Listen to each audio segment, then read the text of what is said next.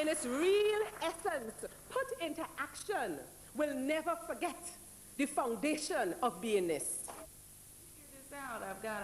I've got to take all this on. So we need to come from a position of power and strength. All black people are free at the same time, or nobody is free. Get people to believe in the myth, to buy into that myth. Inspire you or inspirit you. That's what it is, regardless of what you believe. And so if we think of a huge pyramid, at the top portion of the pyramid is our superconsciousness. Africa have become and is becoming. Ashe. The nature of the African is spirit. What and who you attracted subconsciously can now be vigorously pursued. Hail Jehuti, architect of truth. Give me words and power that I may envision the course of events of my life that I must follow. 60 degrees of knowledge, all in all in nothing. When intersected, the alpha becomes the omega. Quickly, that days can be posed against night. Founded Liberia with the intention of Christianizing and westernizing their heathen brothers. There are many religions and many groups of people, and we cannot find ourselves through someone else's path. Y'all go ahead and get this together. I'm going to say some of us lost some melody. Free your mind so your bad life will move on.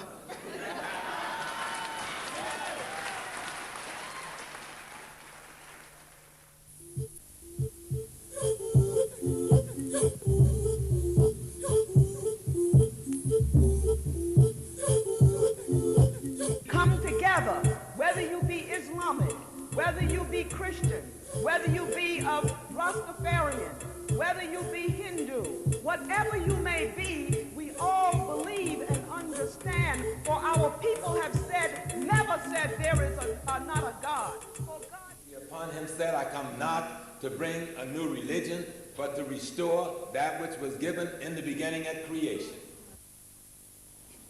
The hallmark of African civilization is a high moral standard. If we look, and if we are consciously looking, we can take anywhere we are, extract, understand it, and utilize it to help our children. That we have a cultural issue before us. Census. It is about to embark on the process of transformation. Hail yourselves, African people, transversing eternity, walking among gods, like shuttles flying across the loom through the threads of time.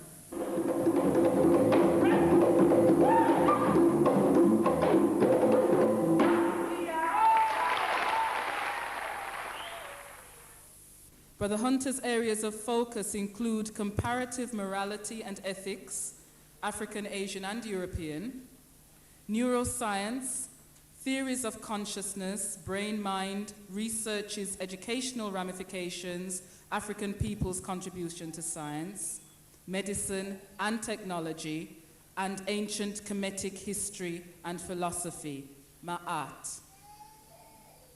He has been researching for the past 15 years the connections between spirituality and science and the implications of both on moral and ethical theory. His initial interest was understanding spirituality and science out of an African historical and contemporary narrative. His long life passion for science has enlarged the meaning of spirituality, and this in turn has refined his moral vision and informed his notions on the philosophy and practice of science and medicine. These implications apply to everyday life situations, and particularly schools, businesses, relationships, female, male, and diverse ethnic and religious groups, broader world issues, and planetary challenges. From his study, some universal principles and practices emerge which can be used for everyone, creating conditions that he places under the rubric of Ma'at. It is important today that we actually get some practicalities that we can use to shape our lives. And I think that's what the speakers here are going to be talking about. It's not just about theory. It is about how their studies have helped them and can help us to live our lives. I hand over to Brother Hunter Adams.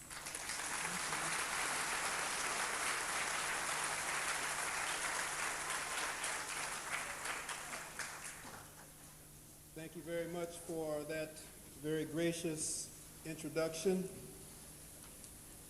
May all space be at peace. May the sky be at peace. May the earth be in joy.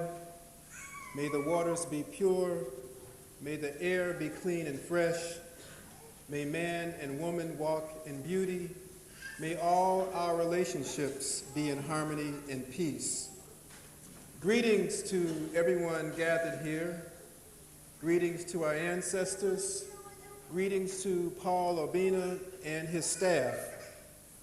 They have been doing a massive effort for the past 5 years, and I think they deserve an applause of your appreciation.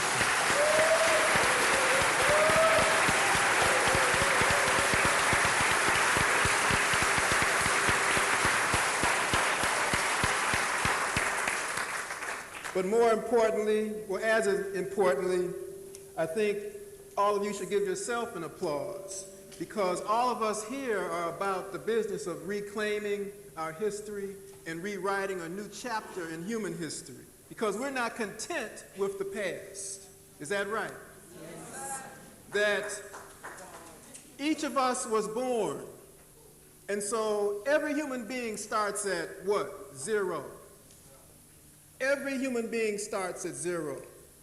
And so that means that each and every person in this room on this planet has something within themselves with which they can make a contribution to the betterment and uplift of human society and their communities and their families and globally. Is that right? That everyone. So you should give yourselves an applause that today you're going to make a commitment to yourself, if you haven't already done that, to do that. Let me say, who doesn't want to make a commitment? I hear silence.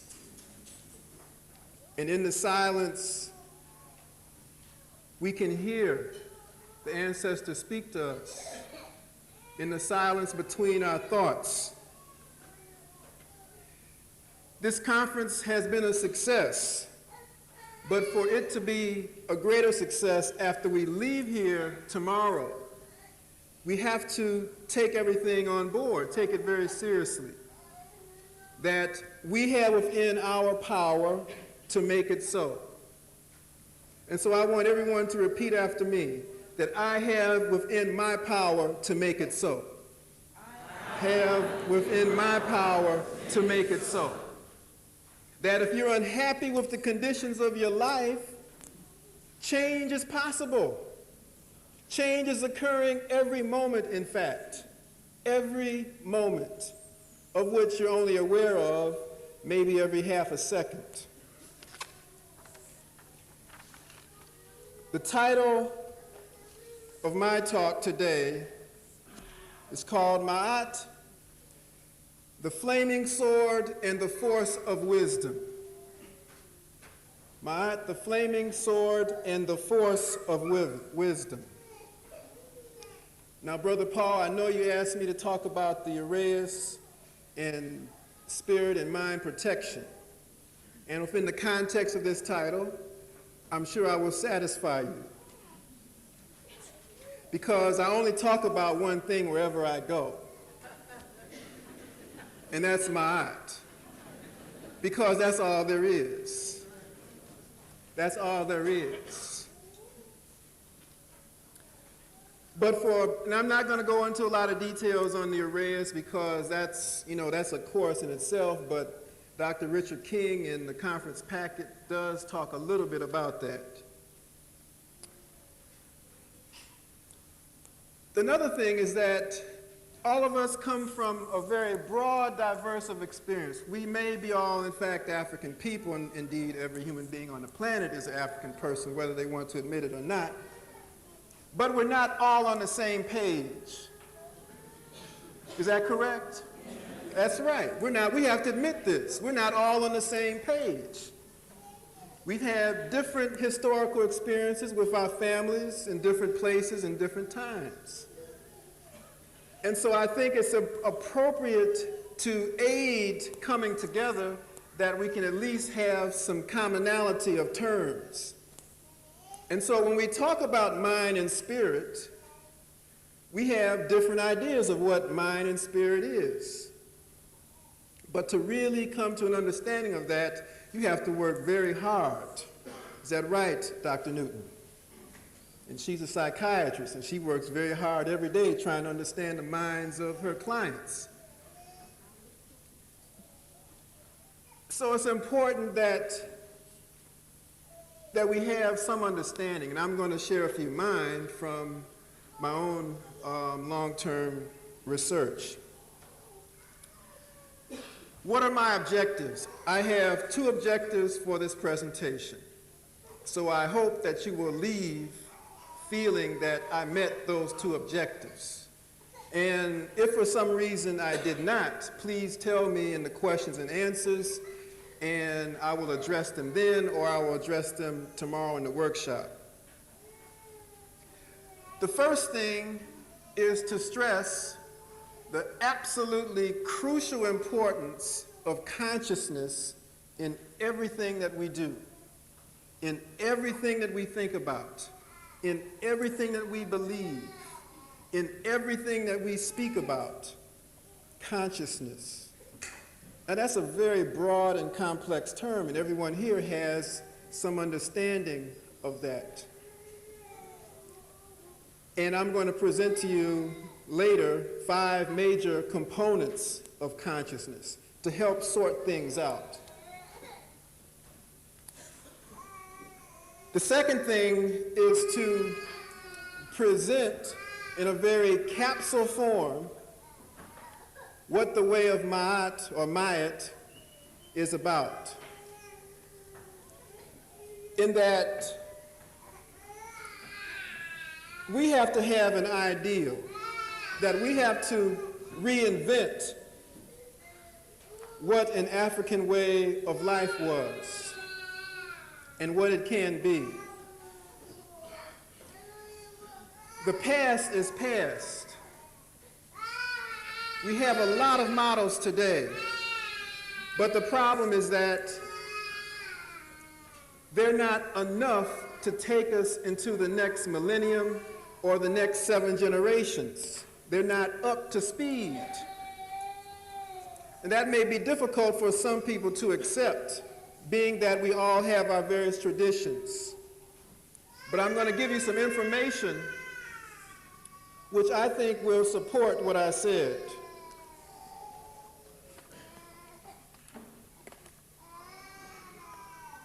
The first thing I want to do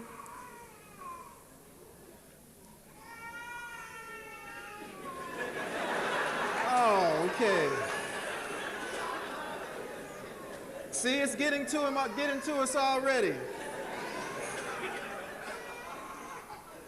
See, I got confirmation. See, ancestors speak through children because they haven't been corrupted by corrupt affection yet. But as we grow old, that's one of the problems that we have, is that in interacting with people, we tend to lose the way. We tend to blunt our birthright. Ben Okri, y'all familiar with Ben Okri? Okay. This powerful little book, Songs of Enchantment. I don't know if anybody has read this or not. But there's one statement that I want to read from this, a short paragraph, as an introduction to my introduction. Ben Okri says that there are corpses in the consciousness of all people, all histories, all individuals. Dead things that need to be acknowledged and buried. Dead habits, dead ways of being, dead ways of living. Things that weigh us down and drag us towards death and prevent us from growing, choking out the sunlight. How many of us carry neglected and unseen corpse in our minds and in our histories?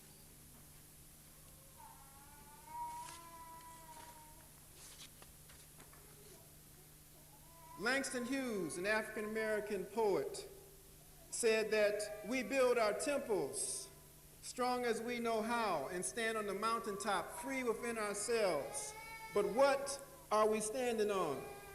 I think we need to reflect and look at what is the ground that we're standing on. What is it based upon? Every culture has principles of morality and ethics, but they're not all co-equal. Some are stronger than others, some are truer to the human source than others. But we need to look at what are we standing on. We have to, if we take a closer look, I think, and I don't think I'm overstating it, that we are out of balance. We are out of balance. We are out of balance ethically, emotionally, economically, ecologically, judicially, psychologically, and spiritually. We are out of balance not because we are not good people. We are good people. Nor because we lack goodwill. We do have goodwill. We do have good intentions. Rather, we are out of balance because we are out of time. We are out of time. Out of time, that means we have drifted out of sync with all the components of our being. See, we have this external anatomy, human anatomy, right? But there's also an internal human anatomy, which I'll speak to briefly later on. We have learned, distracted by the chaos and confusion, emotional vocabularies which distance us from our deepest feelings. We've learned to play, now maybe not the people in this room, glamorous and ghoulish names, games with names, and create slippery, slipshod self-esteem. We know who those people are who do that. And then we swiftly seek shelter in the comfort of our own self-deception.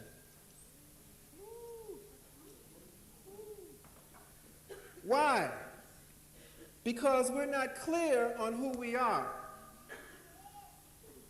Are you fully clear on what the nature of human beingness is? We're not clear on what life is. Are you clear on what you want out of life?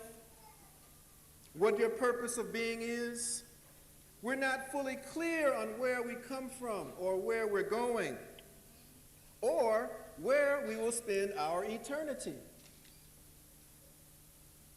Are you fully clear on what mortality means? Do you think about it? Do you wonder, will anyone care when you go back to eternity? Most of us think that's too morbid of a topic to think about, to talk about. Some of us get superstitious. Well, if I talk about death, I might bring death on me. Ask Tupac Shakur and Biggie. You know?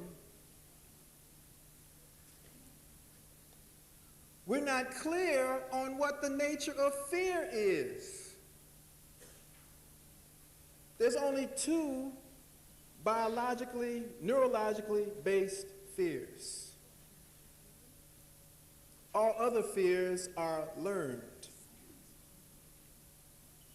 I want you to think about that, and anyone wants to give an answer, they can during the question. But there's only two biologically based, neurologically based fears. All other fears are learned behavior. We're not clear on what we fear and why. We don't fully understand what love is.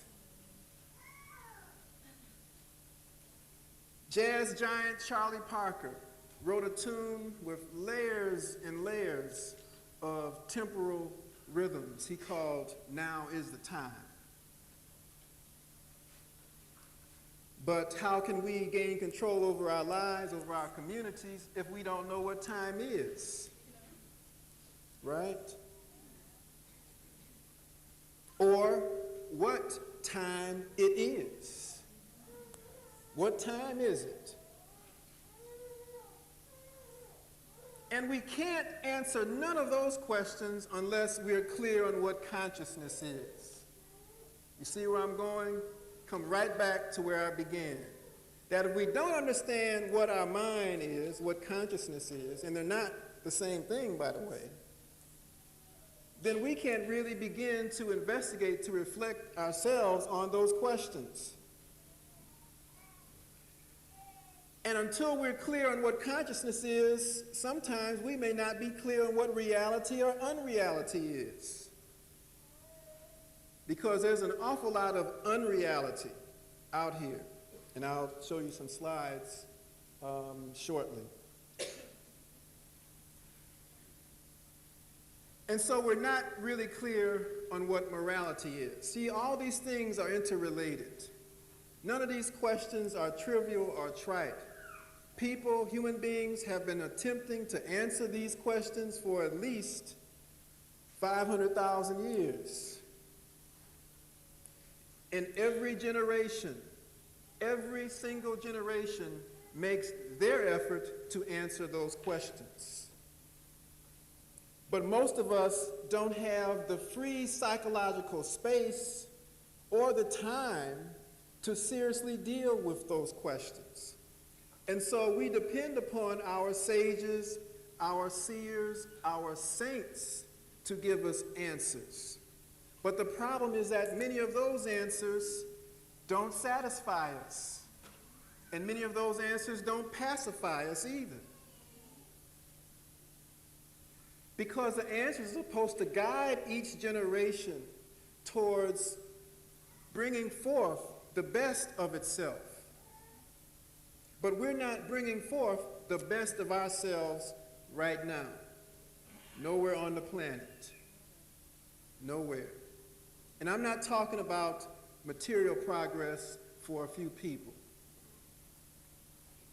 The hallmark of African civilization is a high moral standard, not high spiritual standard, not high material standards, because they understand what the flaming sword is. The two-edged truth. See, when we talk about truth and Mayat, there's two edges to that, which I'll come to later.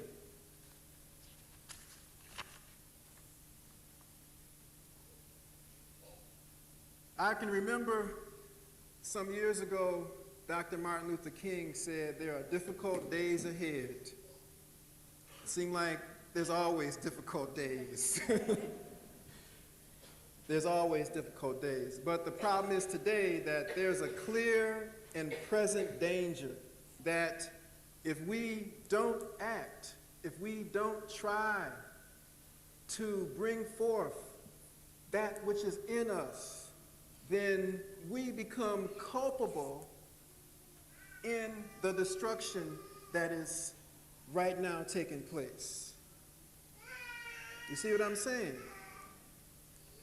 That we can't separate ourselves from this situation to say, well, I exist as an independent person.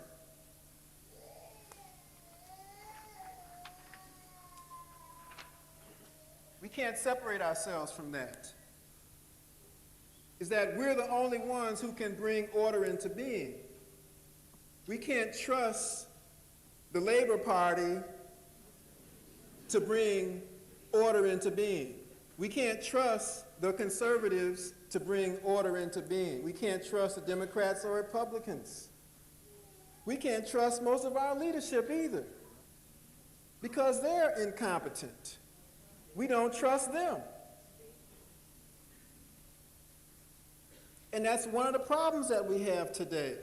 There is a growing movement of distrust of leadership.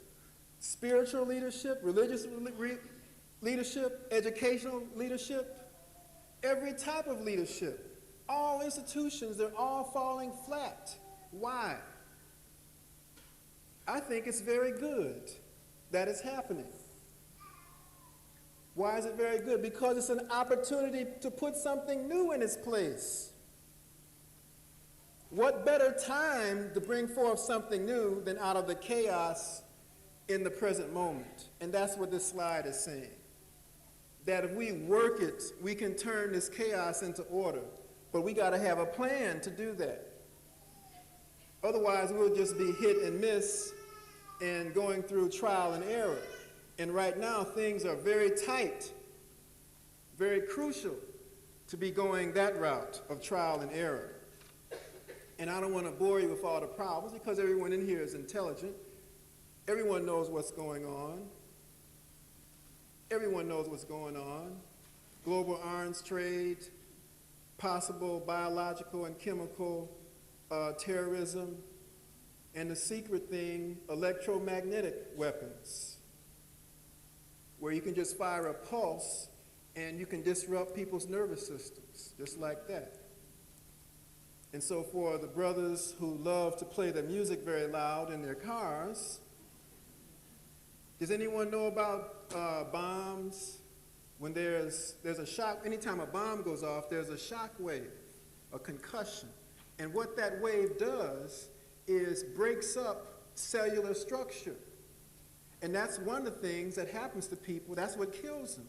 Their cells are destroyed, right? Because they're broken up. And so when you're playing that heavy bass, boom, boom, boom, boom, boom, boom, boom, boom, boom, boom, you know, you're messing up, and I'm using the colloquial, you're messing up your DNA. We're talking about toxic sound here. So you may enjoy the music, but you will hasten your death. But see, they didn't tell people that when they put those heavy 500-watt amplifiers in tiny little enclosed spaces, because a car is a confined space. You're shielded from electromagnetic radiation because you're in this steel body, and so you're in a sense in a cocoon. And so I would urge folks to turn the music down and enjoy it.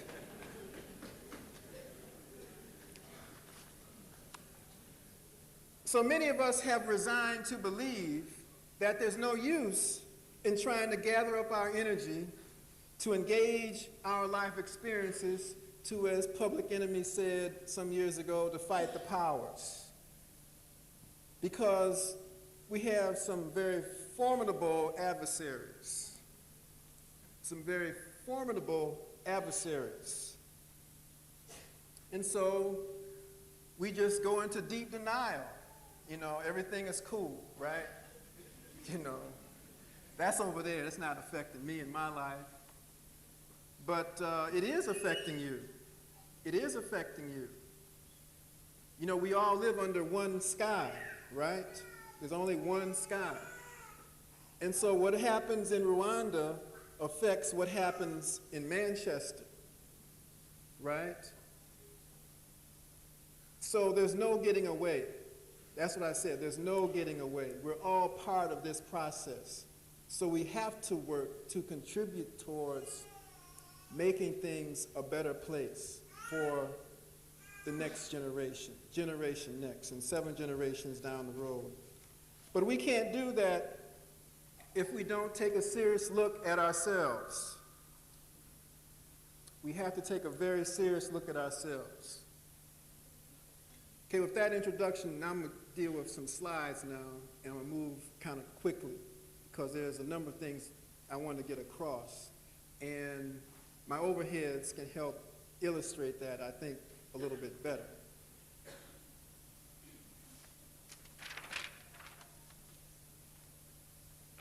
Brother James Small talked about conflicting religious visions.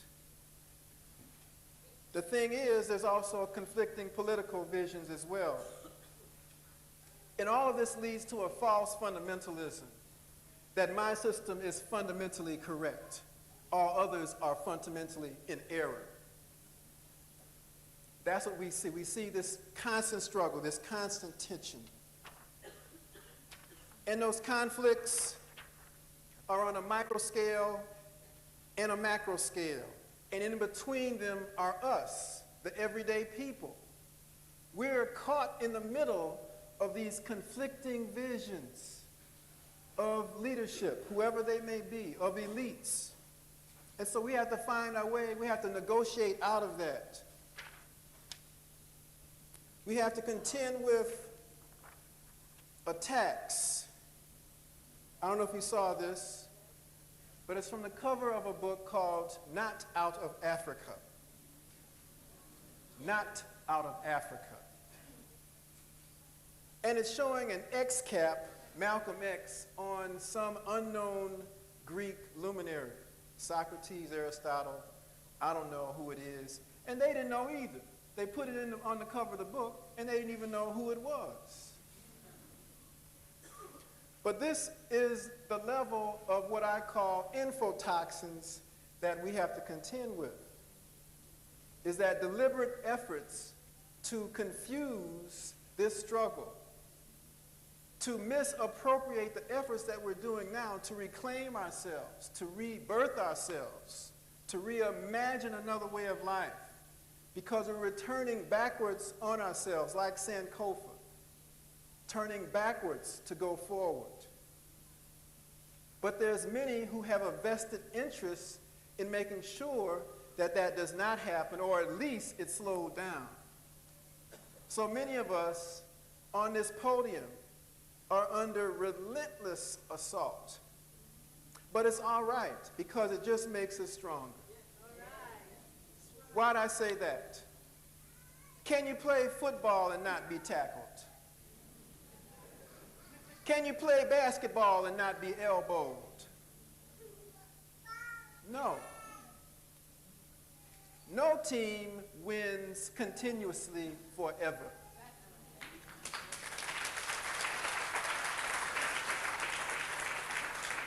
So that means at some point there's an opportunity for us to win. The last shall be first, if you will.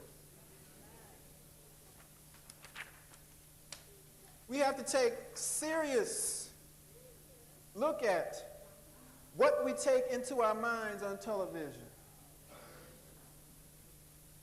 Because see, our nervous systems, our brains are very plastic, able to be molded and shaped by anything and everything so easily. That was one of the reasons what's his name from the Czech Republic, Václav Havel, he was a philosopher, and now he's a president. Their revolution was called the Velvet Revolution because it was so smooth, they didn't even know they was in revolution. Because he had laid out the rhetoric to move his people towards breaking away when the Berlin Wall fell and all those other Eastern Bloc nations began to crumble. So we have to be very clear on what television is doing to us. And one of the things it's doing to us is creating unreality. Unreality. That is the deliberate distortion of the complexity of what reality is. We have notions of strangeness, strange order, where goals such as failure are presented as being acceptable and right. Is that any indication when that report came out last week on the ranking of schools in the UK, on where African children, Asian children ranked in that hierarchy? That the reality is that it's better to be a failure. To be a failure is being successful. And so many of our young men, boys, are learning that lesson and taking it to heart. They believe that to be successful is to not be intellectual, to not use your mind, because if you use your mind, you're acting white. You know, that's what our boys are learning.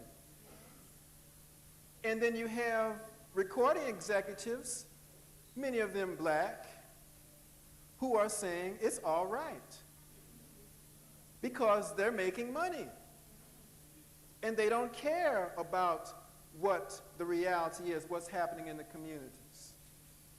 And so we have to call those people to task. Then we have strange order, where decadence and deviancy have become the norm, almost. Y'all know about Eurotrash? You seen that television program, Eurotrash? Y'all check that out? Right. I'm serious. That's becoming the norm all over the world. Then we have strange ways, weird connectivity. Boundaries are being warped between what you are and what you think you are not. So you don't know who you are. I'm just a human being. People, there are no generic human beings. Every person is born into a particular conversation, cultural and spiritual conversation. And you cannot be extracted out of that conversation. That's not to say that one is better than the other, but it's acknowledging that fact that there is difference. But the differences should lead to greater integration, not disintegration. But under these notions of unreality, that's what's happening. Because we have image engineering. We see it each time we look at soap operas, that they're engineering images. Folks look at soap operas, but you know one thing? They never resolve a problem. The problem just continues on and on and on. And because they know how your brain works, in particular concerning anticipation, and so they tease you. Wait till next week, and you'll see what happens. Right? And then when next week comes, what's at the end? Wait till next week, and you see what happens again. That's image engineering. You have the fragmentation of personalities. And I'm not talking about multiple personality disorder. I'm talking about personalities, our identities are being fragmented, where no one really knows where you are at, who you are.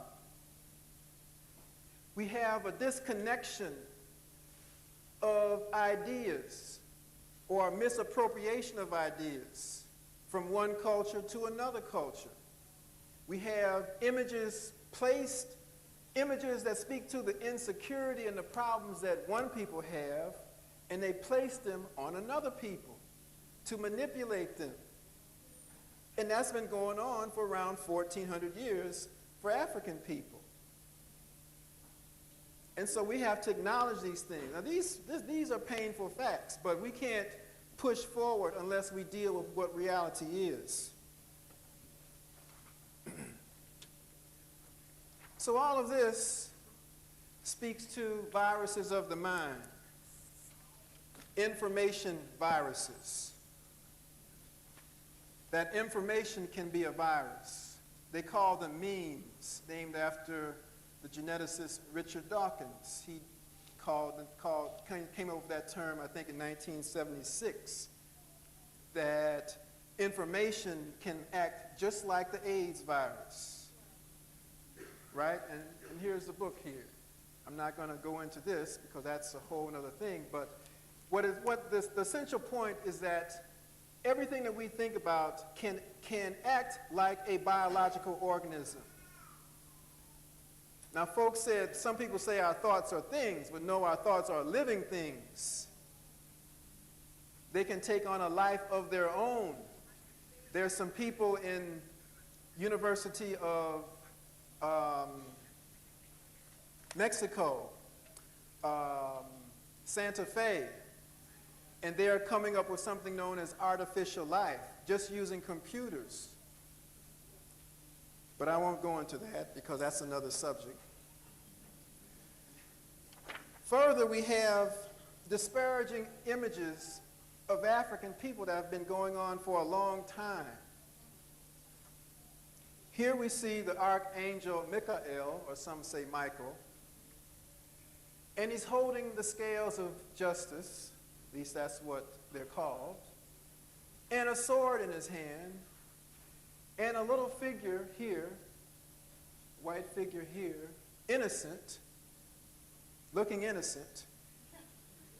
And on the side, you have this other entity, allegedly Lucifer or Satan or beast or whatever. But notice the color correspondence there, that his foot is on the beast. These are the kind of images that we have to contend with every day. Every day. But you have to have a defense mechanism so when you see this and when your children see it, that they won't internalize it and accept the negative image that this picture is suggesting. We have to have a way to fight against it.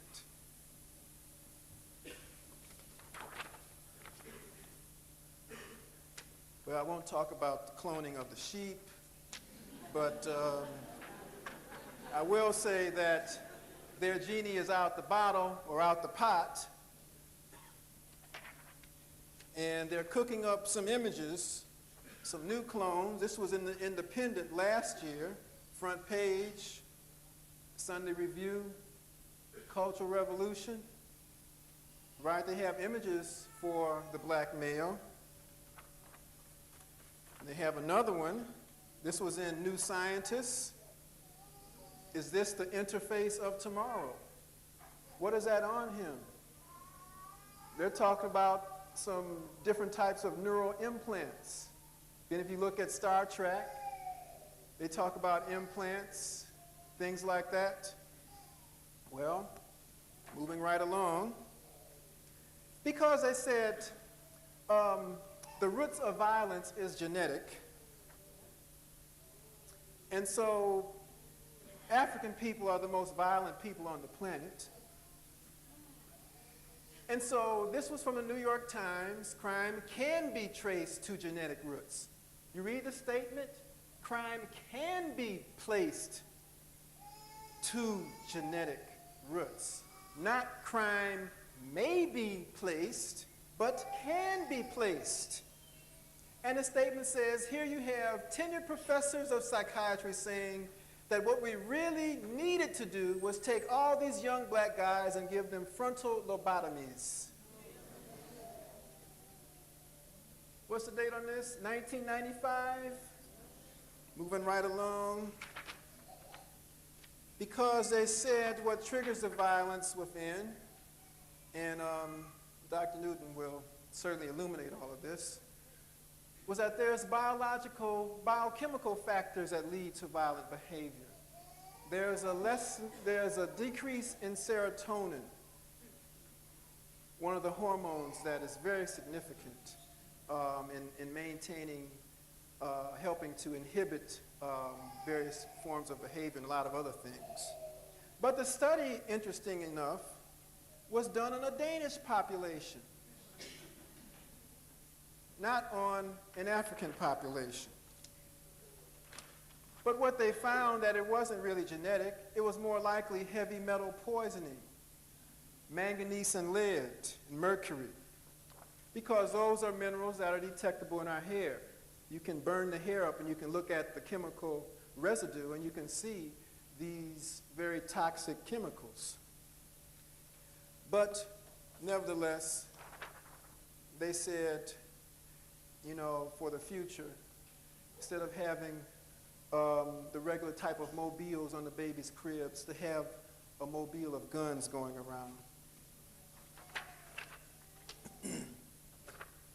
But, sisters, I have something for you too. Because, see, they didn't leave you out. They know a lot of you are unhappy with your identity, that a lot of you really are unhappy with how you look. And so they've created a pigment of your imagination where shadows of your skin on your skin are like shadows on your soul. Enlighten yourself. Enlighten yourself. Here it is. See, I got the bottle. Because, see, I knew y'all wouldn't believe me. Right here, they gave me a sample because I wanted to be sure to show this, that folks know that I'm not making this up. It's about 30 pounds for this, to enlighten yourself. You see the play on the language. You see how this unreality business is taking very subtle forms. Enlighten yourself. Not lighten yourself, but enlighten yourself and take the shadows off of your soul.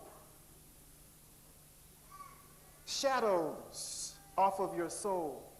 That your soul is unclean. And so if you enlighten yourself, your soul will become clean. But this is what's out here, folks.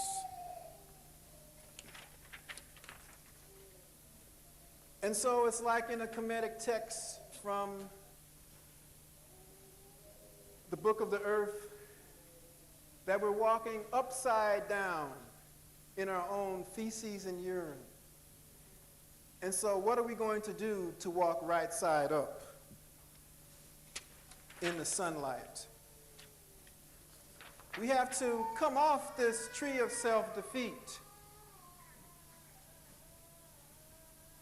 But it's kind of difficult to do that when we are following the herd and stepping in what they leave behind.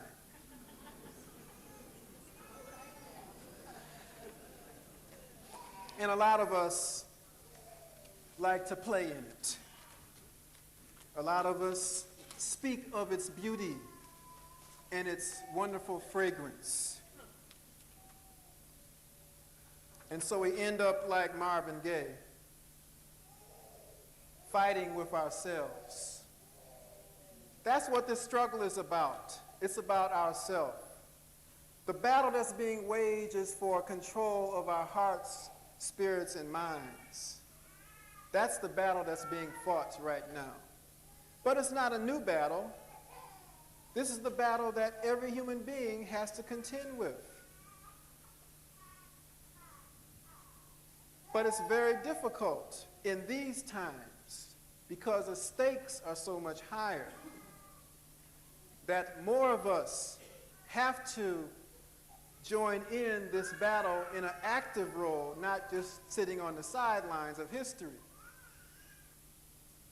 Because we may be trampled, those of us who are just sitting, waiting for an answer, waiting for a Messiah, waiting for someone to deliver us.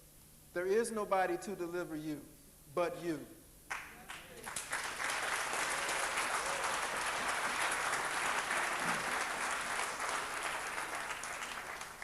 So we have to take a metamorphosis. You see, we're not like butterflies. See, we don't just have one metamorphosis like a butterfly. We have continual metamorphosis. Well, at least that's possible if you actively work at it. That we can continually transcend ourselves. No matter what our situation is right now, we can transcend the conditions that we're in. Albeit it is difficult, but we can do it. And we have to do it. But the first thing, there's one great hurdle that we have to overcome. And it wasn't drawn in this cartoon, but I drew it in. There's one great hurdle that we have to overcome. One great hurdle that we can overcome. And I'm sure by the end of this lecture, you should be able to figure that out. When I talked about time, we operate on a linear basis of time. The past, The present is just like the past, and the future is going to be like the present. But that is not the African way of time. That's not the Asian way of time. With that way of time, you resign yourself to continuous suffering. You resign the next generation into a higher level of poverty and suffering. We have to have a different mode of time. We have to see that time is in a spiral, that we create alternative pasts and alternative presents all the time, that we can always choose. We always have choice. All the time we have choice. And our choices can affect at least our perception, our reality of what happened in the past, as well as the future. So we can transcend situations, but we have to break out of these linear boxes of what time is.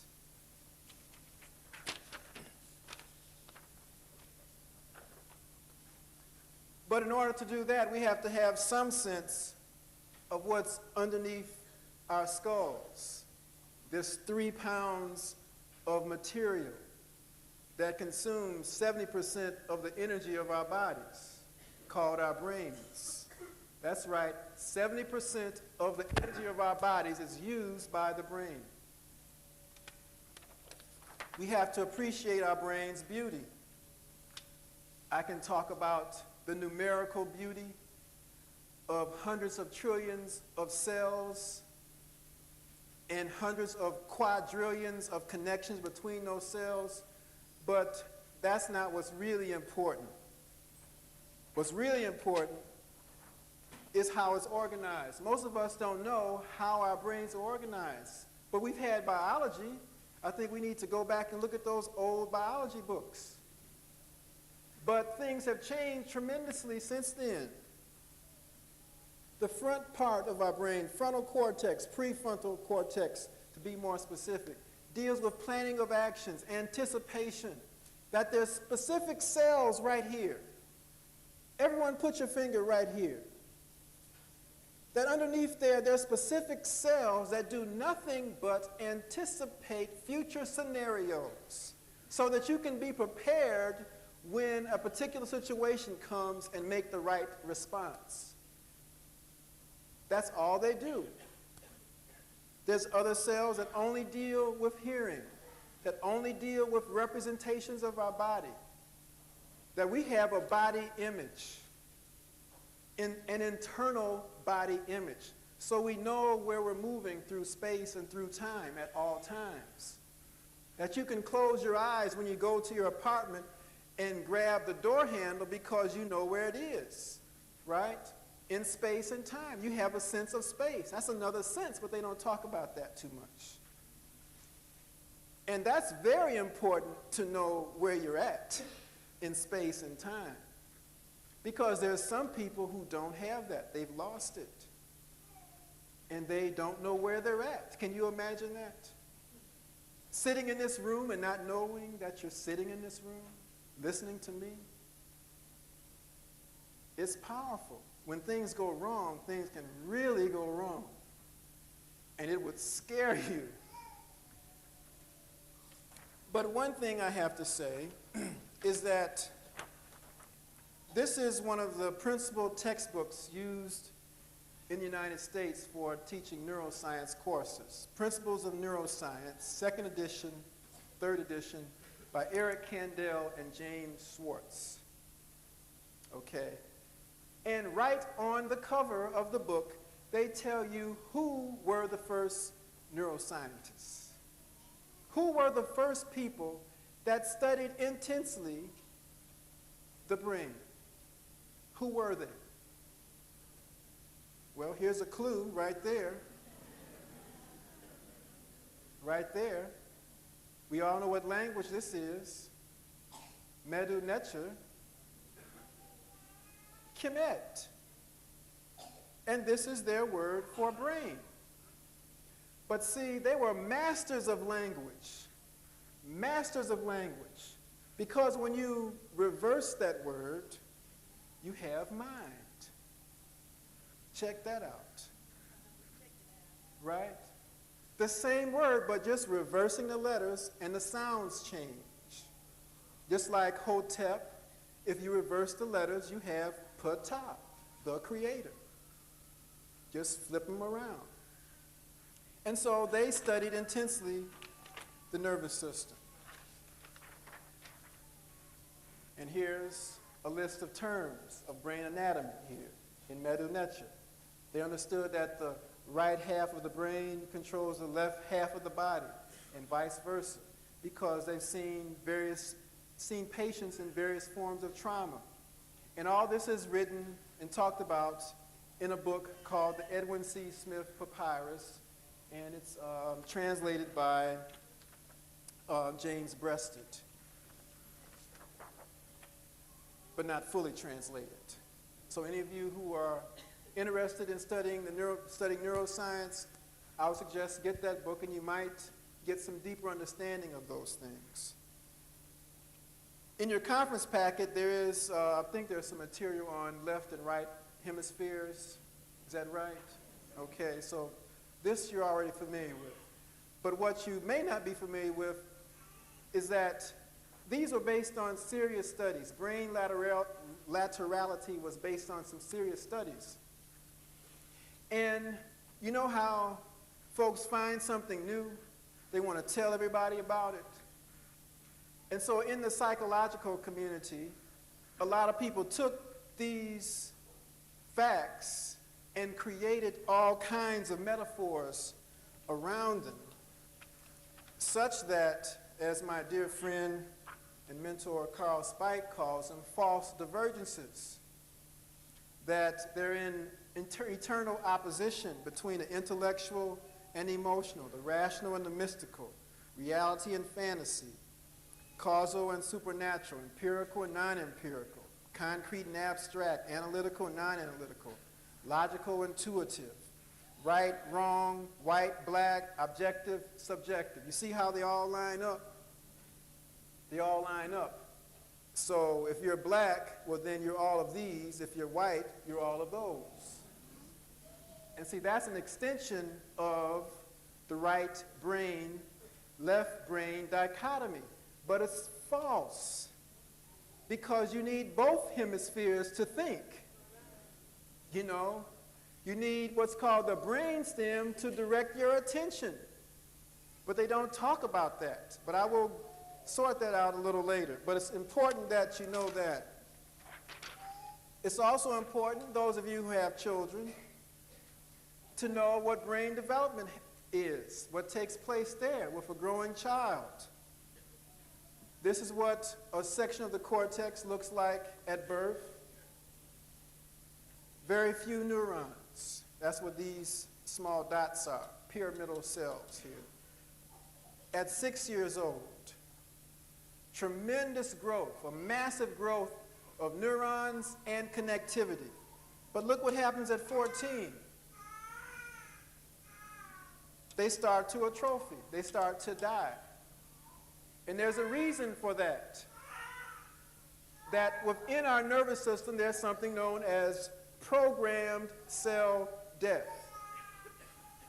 Remember I said that we have to ask questions about what death is earlier? That there's a clock ticking, folks. There's a clock ticking. And as we grow older, we lose neurons. We lose the connections between those neurons for a host of reasons. But it's not necessarily bad or injurious, because it allows the development of that which is needed to perform more efficiently the task that you are doing. And if you had all of these at 25, you would not be able to do things as efficiently as you could if you had fewer connections. That seems counterintuitive. But neuroscience, as you will see, is very counterintuitive. We have to look at the development of emotions. Very, very crucial. Very, very crucial. And look at how emotions develop. They just don't all come at once.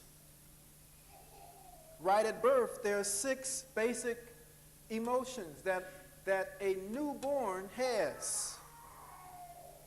Look where joy comes in at 6 weeks.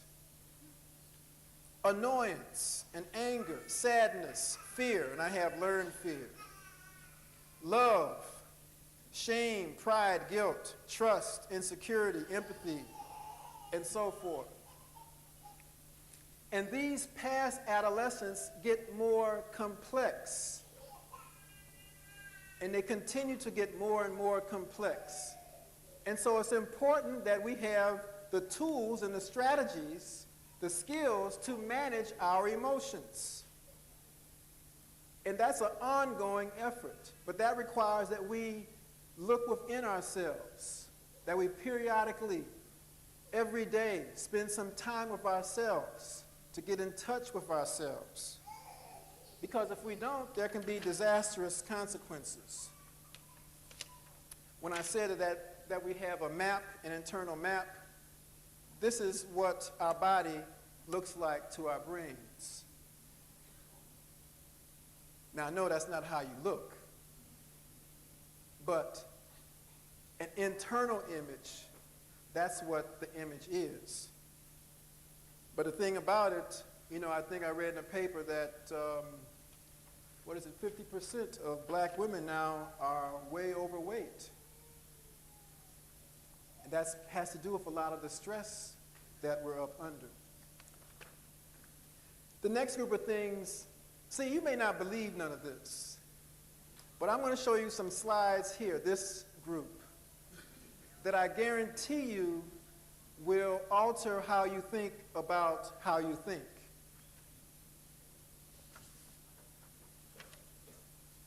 First, you know, we see these little Pac-Man figures. But there's a square here. But that square is an illusion. It's an illusory square. Because if we were sitting at a table and could manipulate these little Pac-Man figures, the square would disappear or appear depending upon how you had them laid out. So this is an illusory square. The same way this drawing here is that a spiral or concentric circles. Think about it. It's only one or the other, it's not both. But how you look at it looks like it could be either one. But the drawing is only one. And that's saying that there are specific cells that only respond to specific visual cues.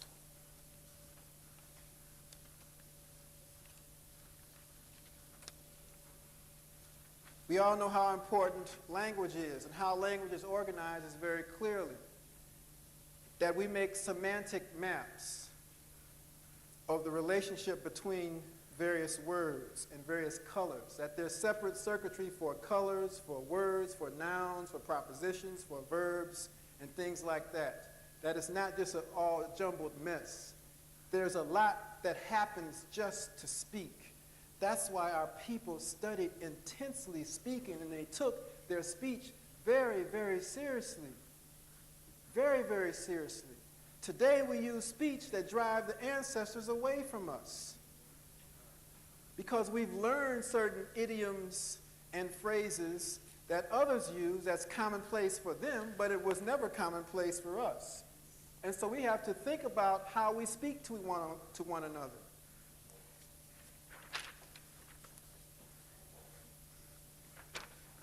I'm going to give you a test. I know you didn't come here thinking you're going to get a test. But what I want you to do is to read the colors of these words. Read the colors of the words, not the words. And you'll find out that you have to make a conscious effort to read the colors. And it takes time. It takes a longer period of time for you to read the colors rather than to say the word. Because we're so used to reading, but we don't know how language is organized and how color is organized, how contrast is organized. This is very important. You know, I talked about fear. That here, in this circle, we have verbs. right? I, me, run, see. See snake, what do? Run away. Why? Feel fear. Say, I'm afraid. Heart accelerates. Eyes follow movement of snake. Snake moves quickly. Me get away.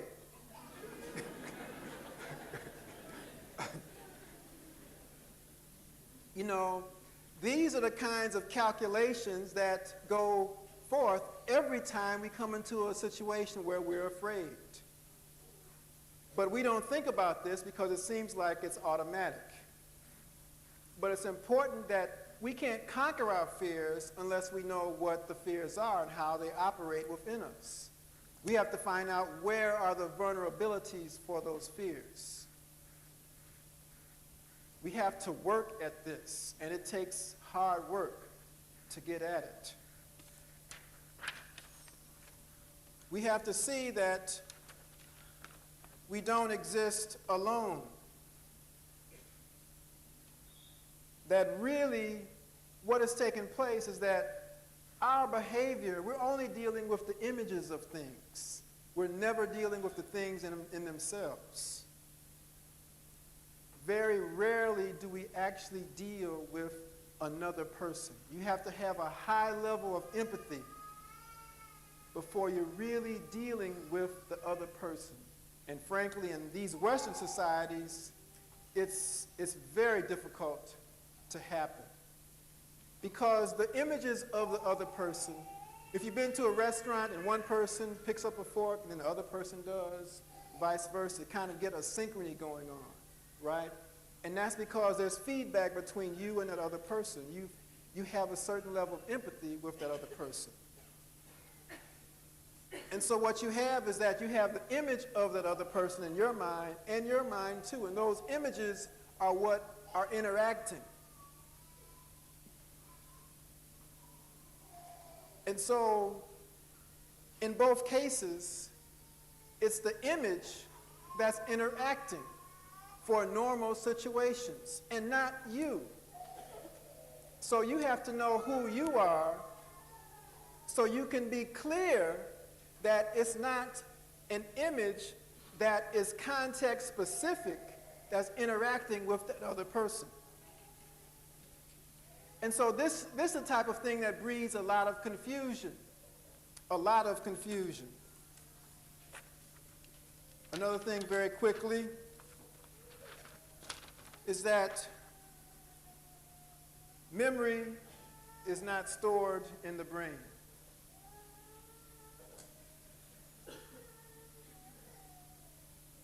I see a lot of people shaking their heads. That memory is not stored in the brain. Okay, Hunter, if it's not stored in the brain, then where is it?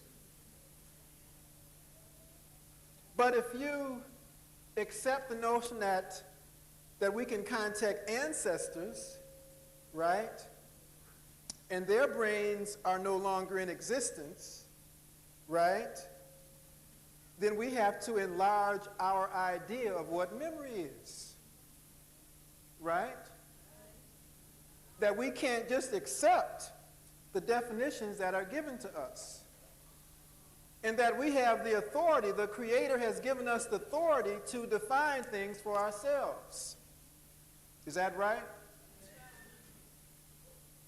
Furthermore, memory cannot be physical. Well, of course, if it's not stored in the brain, well, then it can't be physical because ancestors aren't with us and they're not physical. So therefore, memory can't be physical, and it's not in the brain because ancestors are still here. When someone is pouring libations, they are calling forth ancestors. They're calling forth them from somewhere. Where are they coming from? Where are the ancestors coming from? What we find is that memory is patterns of neural system activity. The totality of everything that's taken place, chemically, electrically, magnetically, something I call solitonically. I'll talk about that maybe in the workshop tomorrow. and that we recreate specific patterns which correlate with a particular experience, that we create the memory. Our brains are not like a computer, not like a computer.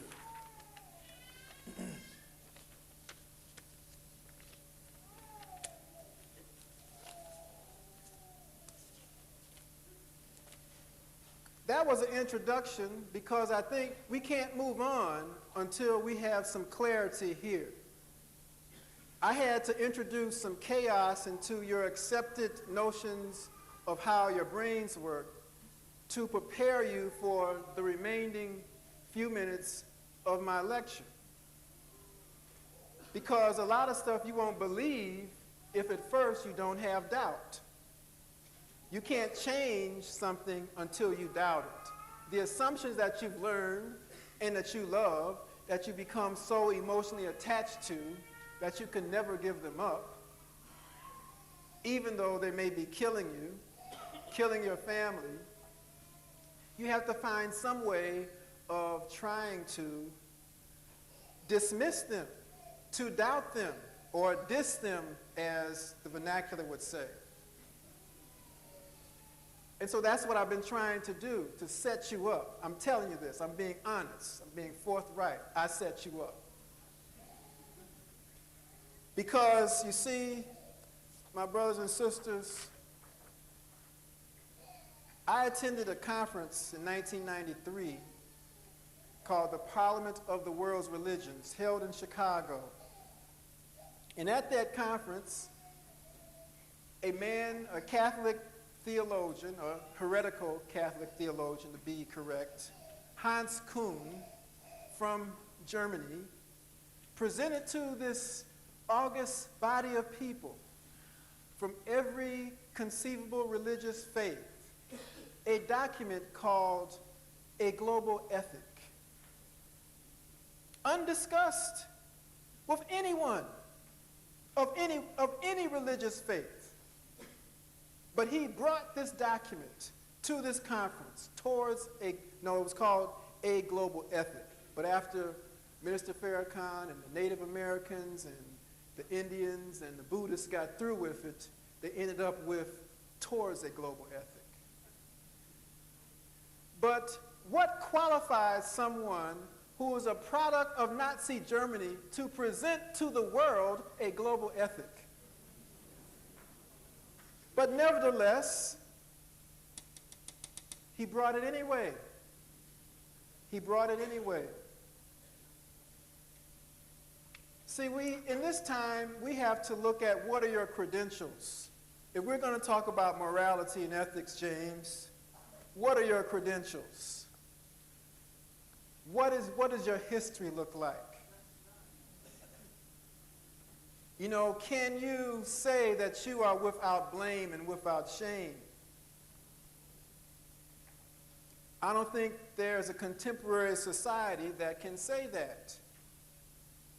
So we need to look at our own traditions for societies that can make those kinds of claims. Because what we have today is that, and this was a cartoon, and you see a lot of people, someone is bringing down some tablets from the mountain, and they want to check out the loopholes. See how we can flaunt the law that the Creator gave so that we can go snowmobiling and do other kinds of things.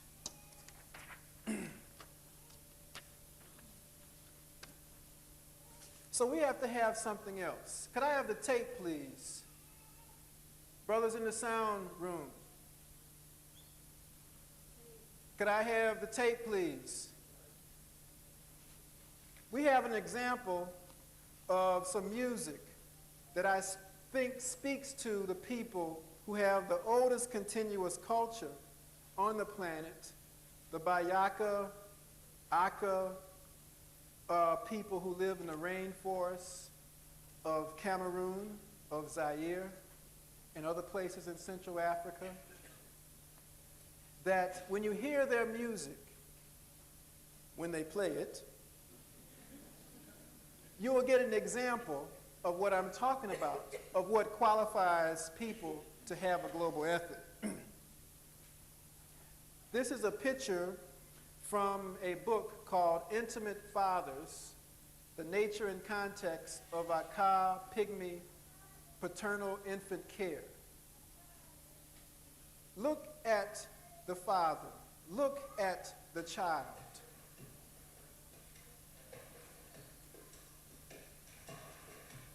Listen to this music. What is this music?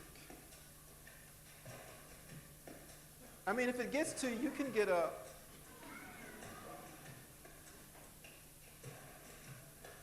But this music is speaking to something that's very universal, something that we all do every day, at least most of us. What is this? They're playing a drum, but what might the drum be?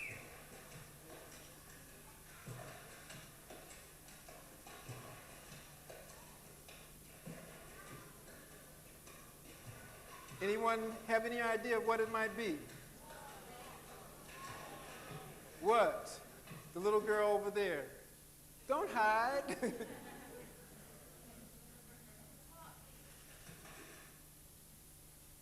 Yeah, keep it rolling.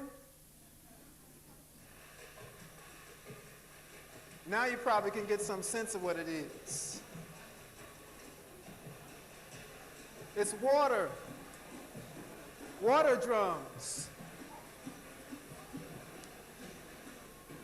Where every day, every morning, the people go out into the river and take a bath and make music out of taking a bath. And these are children making music out of taking a bath. Not just throwing water on and then trying to get on with the things you have to do in the day. Okay.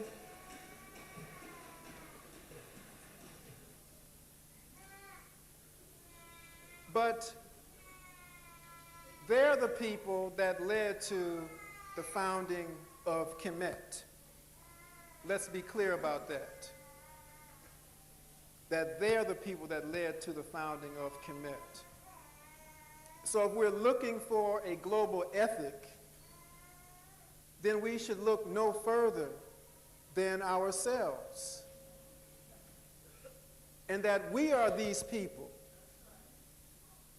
We have their genes, we have their consciousness, we have their ideas, but they've just been subverted.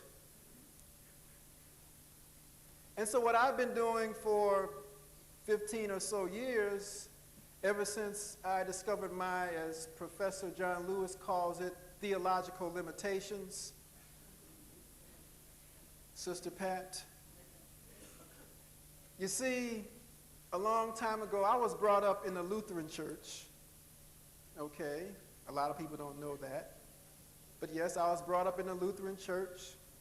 But one day, a friend came to me, and he said, "Hunter, I'm not going back to that church anymore."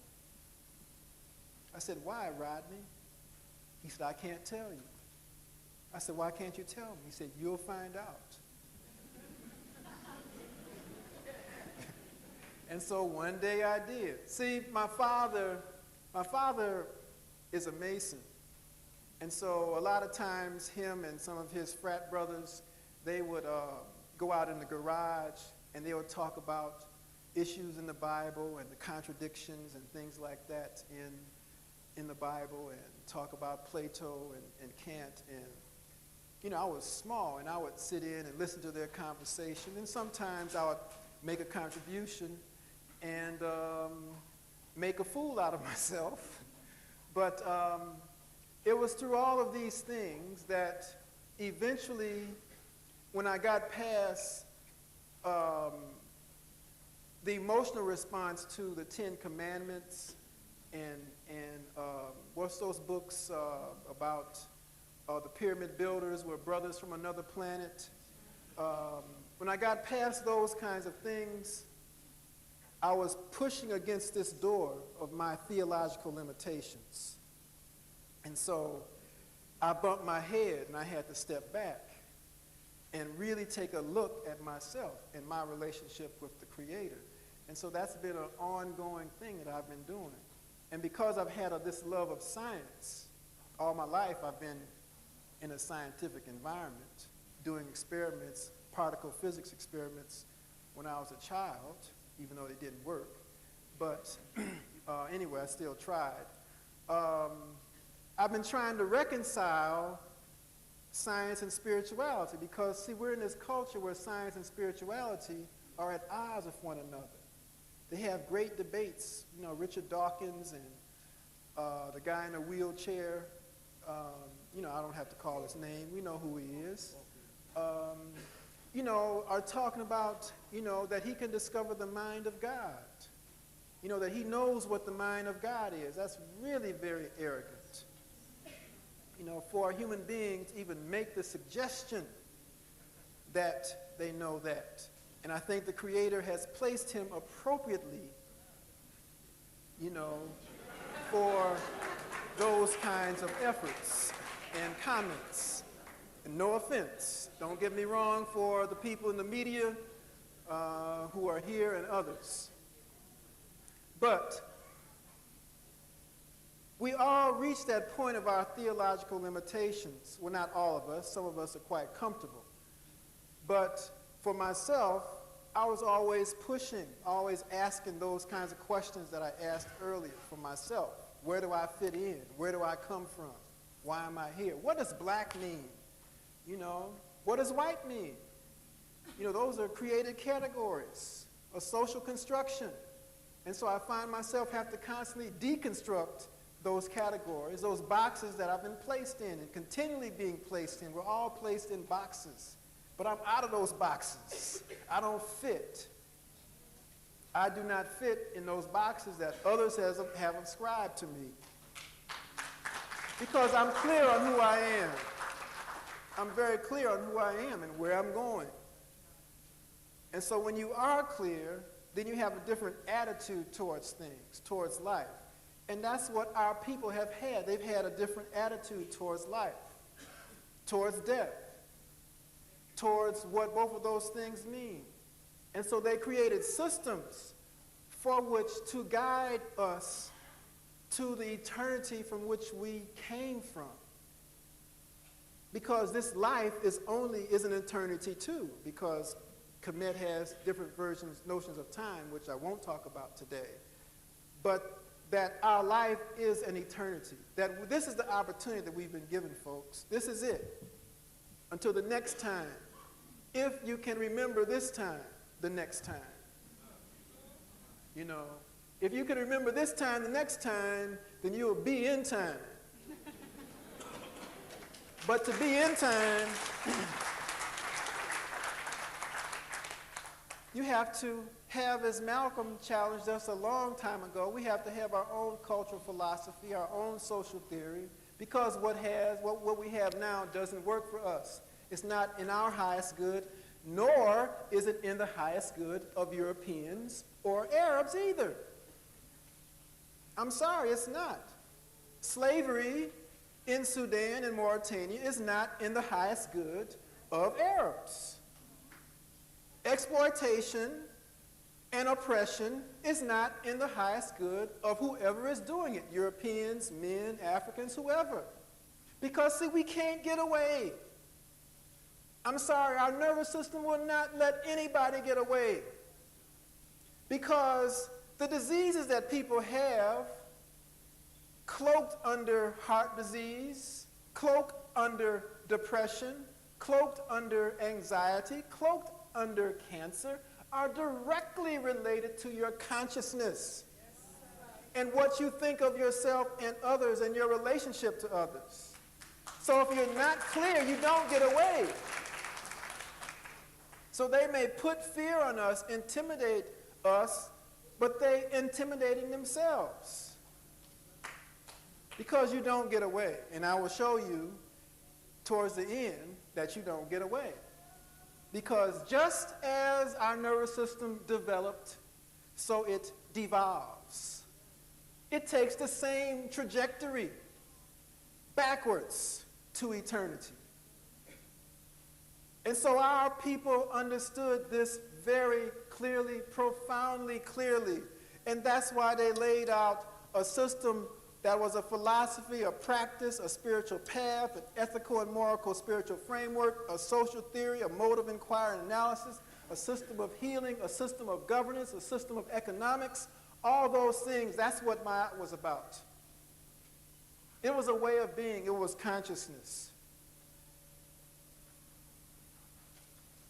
A lot of this material is in the booklet that I have at the table, so you don't have to take extensive notes, but you're welcome to. So everything was in deep integration. There was a seamless body between family and the person, society and governance, nature and meaning, social ethics and science and technology. This was a secular and spiritual philosophy and praxis. When you listen to this music of the Bayaka people, it speaks to their consciousness. It speaks to their enjoyment of life despite its tragedies, despite the problems. You still have to wake up in the morning. If you wake up, it's a new day. You can leave the sadness and suffering of yesterday behind because you've been given another opportunity to live. Never forget that. Must be eternally grateful for the present moment of 500 milliseconds, because that's all the time we have between thoughts that we're conscious of is a half a second. And we have these bits of half a second intervals that our brains calculate and eliminate the space, just like we're looking at a movie. So it looks like it's all one continuous stream. Oh, okay. Okay.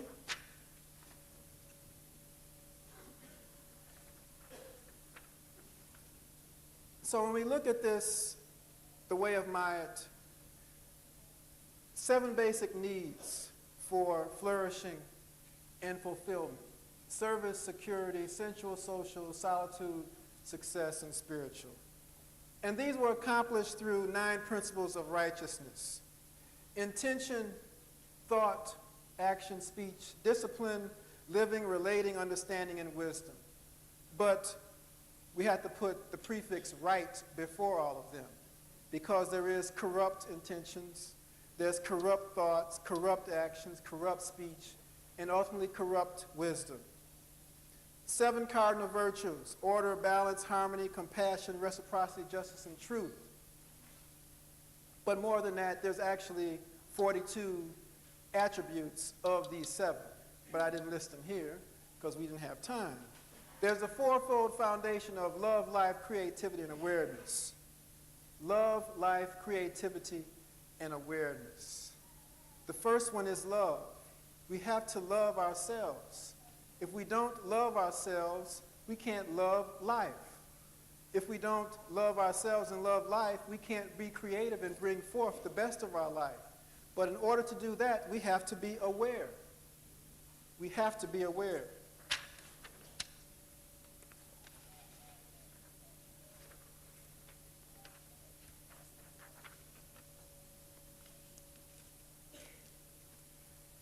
And when we are,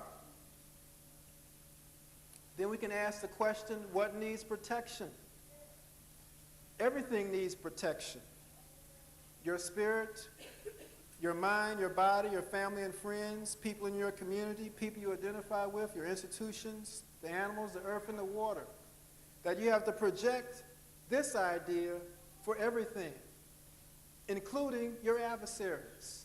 They have to be protected from themselves because they don't know any better. But then some do know better, and they do make the conscious choice to work against their own spiritual interests. And there's modes of protection, internal and external, rituals and rites and routines. Rituals can be liberating or incarcerating. Routines, work or leisure. We need to think about what the internal rituals are. We have to set aside time for ourselves to get in touch with ourselves every day. through some meditative process, not prayer alone. I'm sorry, not prayer alone.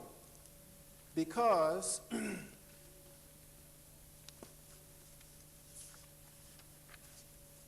you know, you might be taking your tests, and so he's taking his tests entirely dependent upon his prayers to deliver him when he didn't study. And that's not going to work, folks. I'm sorry. You can ask God, help me get this A on this test, but if you haven't worked, God will not deliver. Trust me.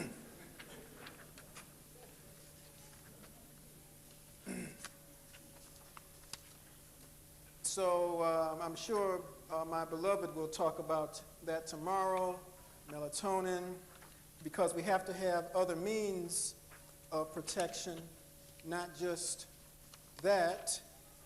But in terms of ritual, we have to consider a host of things that our spiritual development, we have to take that very seriously. We have to look at every spiritual tradition deals with, in terms of their ritual worship and trance, movement, sound, voice, lights, color, tactile, sensory, aromas, community, and self, and a zero experience. So that is when they come in contact with the oneness of the Creator. But in meditation, the same type of thing is taking place on an individual basis. But right now, and I don't mean to offend anyone, but our religious rituals are not rigorous enough to deal with what's out here. I'm sorry. I'm sorry. That, see, there's hundreds of satellites circulating the earth right now. There's thousands of radio stations everywhere beaming radio frequency information. I'm sorry, but that's interfering with one's prayers and meditation. And so unless the clerical community can come to grips with that, their communities are going to further fragment in the coming years, in the coming decades. Now that's very serious. A lot of people haven't even been thinking about that, of how using a television or the stereo can interfere with one's religious practices in the comforts of your home or in church. Because electromagnetic energy goes right through us. So we talked about our subtle body. There is another energetic body. The Japanese call it ki, the Chinese call it shi. In Kemet they call it za. Za. And some of you may think, well, Hunter, you know, all that stuff is just mumbo jumbo and it doesn't make any real sense. But just so, you know, you have some record, this is in the New York Times, Business Day, the life force in the briefcase. In Japan, the supernatural is often a business tool. Kozo Inchino, a master of ki, demonstrates how to use a life force to throw a businessman up against the wall. Check it out. Check it out. Just by using his hand. And you see the camera caught the man as he hit the wall, which was really like a foam pad so he wouldn't hurt himself. And they practice like this. Japanese business people are practicing like that. So those of you who are going into business in the future, I suggest that you check out the brother here so you can have your act together. Because, see, we have to balance all these tendencies within us, the positive and the negative. The tendency to do is fet. Because entropy is something that's always happening, the wearing down process, tending towards dissipation. Right? You drop a rock in a pond, and the waves disperse, and eventually they die out. That's entropy. And so we have to balance those forces. And you saw the earlier picture of the brother with the dreads, but here we see where that came from Kemet, the whole notion of balance.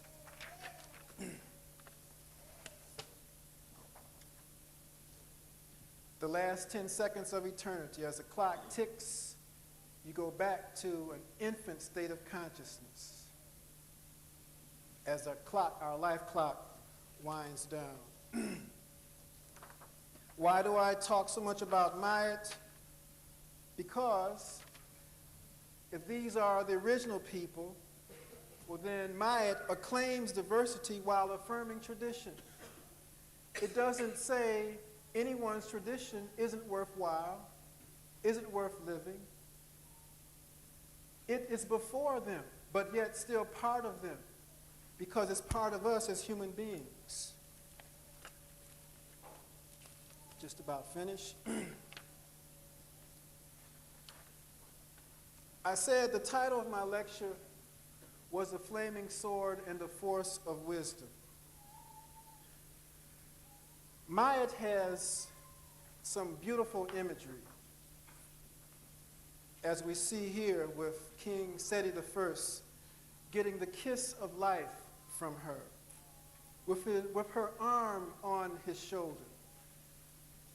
This is a great blessing to have, and that's what she gives. Sometimes. Sometimes. Because see, on this side, Ma'at is love.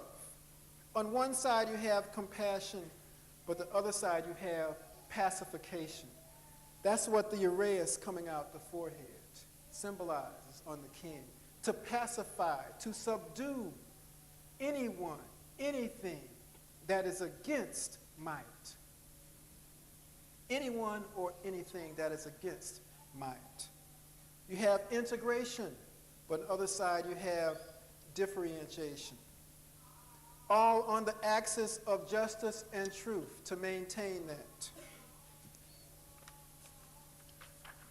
But the other side of that, just 1 minute, is wisdom. Because this is the active side to that, to Ma'at. And security. But sometimes adversity is necessary. That sometimes coercion is necessary. That sometimes you just can't tell your child to shut up. You have to give them some help.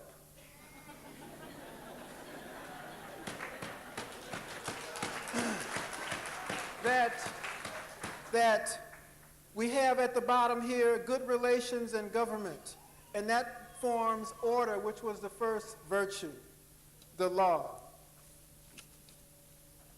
And with that, we have a different picture of Ma'at, a total picture of Ma'at as the great goddess that she is. And in concluding, speak Ma'at and do Ma'at. Take delight in Ma'at, that you and everyone experience joy and justice, courage and compassion, equanimity and integrity, and love and lucency. Thank you very much.